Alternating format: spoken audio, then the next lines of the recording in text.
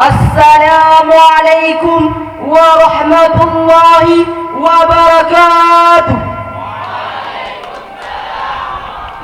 Alhamdulillahilladzi ja'alal kalami wal kitabah lil qiraah wal qiraah lil ma'rifah wal ma'rifah lil ibadah wal ibadah lillahi ta'ala.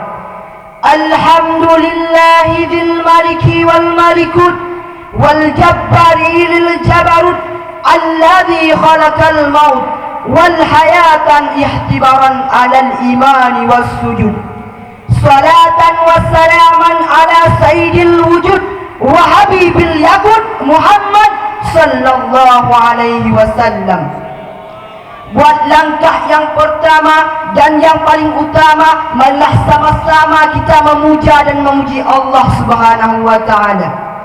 Allah yang Maha Penyayang, Allah yang Maha Penyayang, yang sayangnya tak terhingga. Dengan kasih sayangnya lah kita dapat berkumpul pada malam ini yang sangat berbahagia ini. Dan dengan kasih sayangnya lah kita dapat mencapai syurga yang luasnya melebihi langit dan bumi. Selanjutnya, selawat dan salam kepada seorang pemuda padang pasir, penghuni padang Sahara, yang mentalnya mental baja, hatinya selemut sutra. Al-Amin julukan orang Mekah, Quran berjalan sebutan Aisyah. Siapakah beliau? Beliau adalah Muhammad. Muhammad is the great man in the world. Selanjutnya, selawat dan salam kepada al dan sahabat beliau sekalian yang seiring bahu sayul langkah dalam mempertegakkan kalimatul haq, yakni kalimah la ilaha illallah Muhammadar Rasulullah.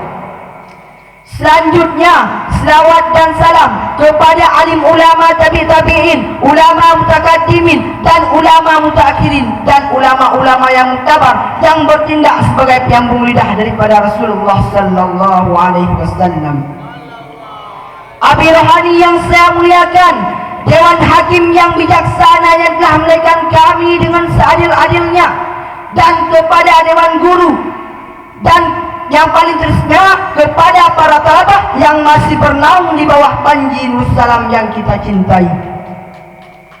Alhamdulillah, berkat rahmat dan izin Allah kita dapat memperingati datangnya hari yang sangat mulia, yaitu hari lahirnya baginda Nabi besar Muhammad sallallahu alaihi wasallam, melalui seorang ibu yang bernama Aminah, seorang ayah yang bernama Abdullah.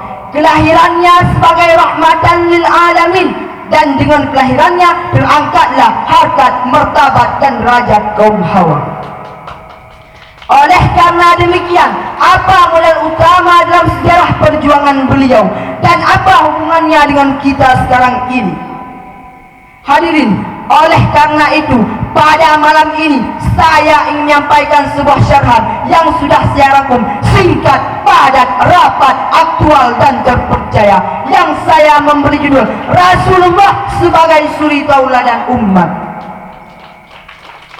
Hadirin Dewan Hakim yang saya muliakan, banyak orang yang memberi contoh, tapi sedikit orang yang bisa dicontoh. Adapun Rasul yang diutuskan kepada kita sebagai contoh, model dan pola, bahkan idola setiap mukmin. Jikalau kita ingin selamat di dunia dan di akhirat, maka pola hidup yang kita kerjakan adalah pola hidup yang Rasul lakukan. Sehingga Allah berfirman dalam Al-Quran, laqad kana lakum fi rasulillahi uswatun hasanah. Sungguh sudah ada pada diri seorang Rasul itu suri tauladan yang sangat baik. Apa yang harus kita contohi dari beliau? Yang pertama, akhlak. Allah pun sudah memuji beliau, innaka la'ala khuluqin azim. Sungguh engkau Muhammad berada di atas budi pekerti yang sangat luhur.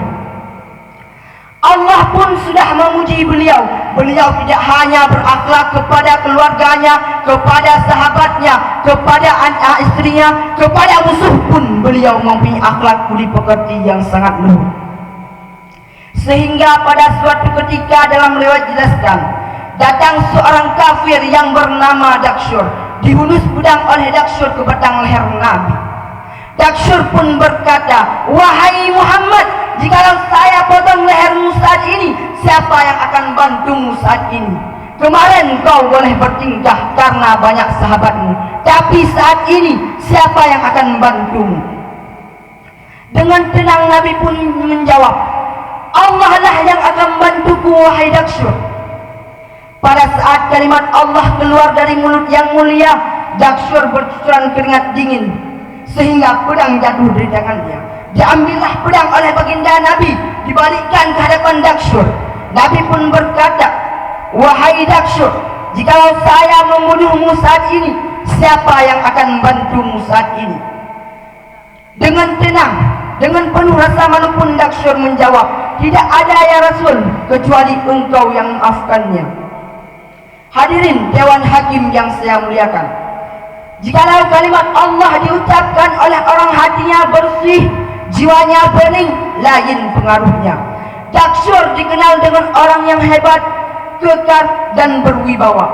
Akan tetapi pada saat kalimat Allah masuk dalam telinganya, gemetar gugupnya, hilang mentalnya, lemas tenaganya. Hadirin, ini mengisyaratkan yang bahwa Allah lah sebaik-baik penolong bagi kita hambanya. Akhlak juga modal pertama Rasulullah dalam melaksanakan perjuangannya. Hadirin Dewan Hakim yang saya muliakan, yang kedua, hal yang wajib kita contohi pada beliau adalah ibadah. Jikalau ada orang yang ibadahnya nomor satu dunia ini, itulah beliau orangnya. Hati bersih, akhlak number one of the world.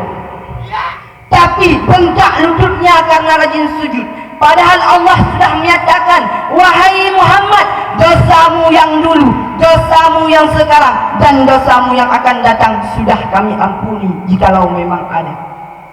Dosa sudah dijamin ampun, tapi bengkak lututnya karena rajin sujud. Ini menggambarkan yang bahwa sebagai contoh dan modal bagi kita umat, contoh dan modal bagi kita umat untuk selalu melaksanakan perintah Sang Pencipta. Hadirin Dewan Hakim yang saya muliakan, dengan kita punya akhlak, kita dapat membedakan yang mana hewan dan yang mana binatang. Dan kalau kita punya ibadah, Allah akan memasukkan orang ibadah dalam surga. Hadirin Dewan Hakim yang saya muliakan, yang menjadi intisari dari syarahan singkat yang telah saya uraikan adalah Rasulullah sebagai suri tauladan bagi kita umat. Apa yang harus kita contohi dari beliau? Yang pertama, akhlak.